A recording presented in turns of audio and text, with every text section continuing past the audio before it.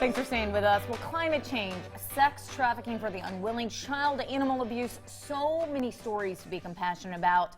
How does it affect us and what can we do about it? We don't often talk about that.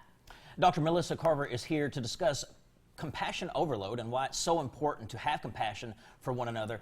Thank you so much, Dr. Carver, for being here. Hi, thank you all for having me again. Well, we love when you're here, Dr. Carver. And Yes. all week, I guess it's only been 2 days, we've been talking about Random Acts of Kindness week and how it's so important to be nice to each other. But there's a difference between compassion and kindness. Can you kind of break that down for us? Well, first of all, can I say we have to remember to be compassionate and kind to ourselves. And I think a lot of times people who are compassionate and want to be kind to others kind of put themselves on the back burner a little too often for too long. And that has to have some long-term effects. Why do we need to avoid doing that, and how do we check ourselves? Well, we can become overly fatigued, and in today's time where we're all working extra and not getting enough sleep, that's already an issue, so we don't want to add to that. And then we become emotionally just kind of traumatized, and at some point we start snipping at each other and not even being aware of why we're doing that. And then the people who are kind in turn kind of self-beat themselves up about being snippy. So it's just this never-ending circle, so we have to be very mindful of how we're treating ourselves. So if I'm understanding this correctly, compassion overload, that's what that is just having too much compassion where it affects your own self. Exactly. Too much compassion for too many things over and over continuously. With social media today, there's just so many things in our face that we should be compassionate about. The world is telling us you need to care about this, you need to care about that, you need to put your time, energy, and effort here. But the problem is we need to choose one or two that we are the most compassionate about.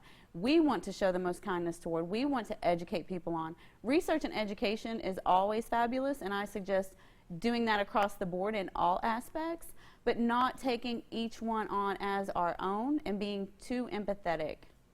And are some people just more apt to be empathetic than others and kind of feel things a little bit more? Absolutely, yes. And then that probably causes a little bit of an issue because then you feel bad about not caring about all the other things that you want to be caring about. And so it's hard to narrow that down. How do you focus it down to just those few issues? Research and deciding which ones are the most important to you and why. And then what if you feel bad about the ones that you're kind of leaving?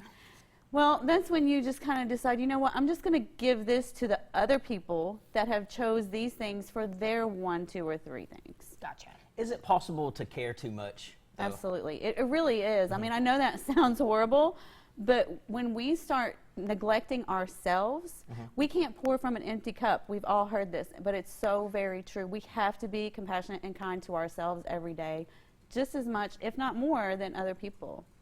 Oh, yeah. I definitely agree with that. Well, and I think a lot of people struggle with that because in doing that, taking care of ourselves may feel selfish. We put all these terms on it. So how can we avoid this compassionate overload in other ways if other people start to, they expect it from us. They do. So then how do we change their mindset to say, hey, we can't do that anymore? Conversation, talking about it, letting them know how and why this is happening. Like, I love that you are so enthusiastic about this topic, and I will support you as a person, but I can't put my energy in all of the baskets. These are the things that are important to me, and I'm cheering you on. That's really, really great advice, Dr. Carver. And I want to real quick get to something because you have advice for women coming up. You have a retreat. I do have a retreat coming up, and it's for men and women. Oh, it's called the 2020 Rejuvenation Retreat, and I highly suggest, whether it's one of our events or someone else's, is taking that time to unplug, to give yourself that self-care for 2, 3 days, 5 days, 7 days, however long. Ours is 3 days, but however long that is for you, and not feeling guilty about it. Especially as a parent, whether you're a mother or a father, we often say, oh, well, I can't unplug for 3 days because I'm going to have to leave my kids and they need to go to baseball or whatever it is they have going on. Okay, that's great, but we do that every day of the year. When are we going to give ourselves 2 or 3 days and say, you know what, you're just going to have to miss out on that weekend? I love that you're doing that, and I love that you said you can't pour from an empty cup, because you can't really help others if you're not helping yourself.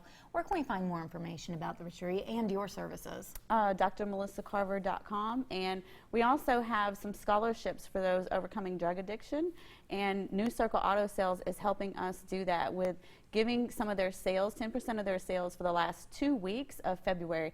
So if anyone knows anyone interested in buying a car, please just go over and check them out, because if you do purchase from there, that's going to help also be kind. Absolutely. And still just, indirectly being kind. Sure. Butterfly effect there. Well, we love Exactly. what you're doing. Thank you so much. you. Definitely check out our website.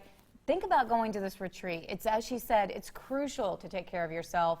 We love when you're here. Thanks for being Thank here. you. Thank you. Stay with us. Wild Time is next. We'll be right back.